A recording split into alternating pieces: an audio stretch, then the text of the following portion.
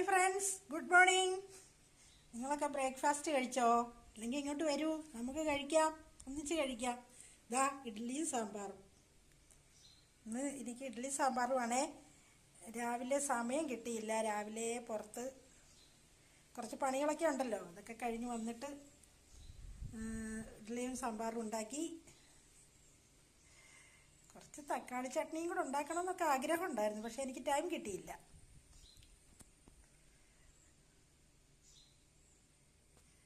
അതുകൊണ്ട് സാമ്പാറിനകത്ത് ഒതുങ്ങി.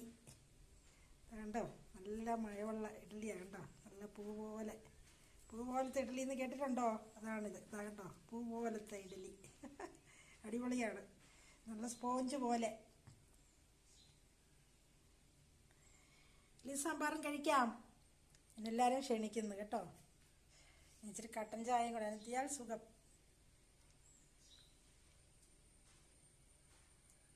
അപ്പോഴൊക്കെ പൂ പോലത്തെ ഇഡ്ഡലി നമുക്ക് പിച്ചി കഴിക്കാം. ഞാൻ ഇത്രയും നേരം പണിയായിരുന്നു കേട്ടോ.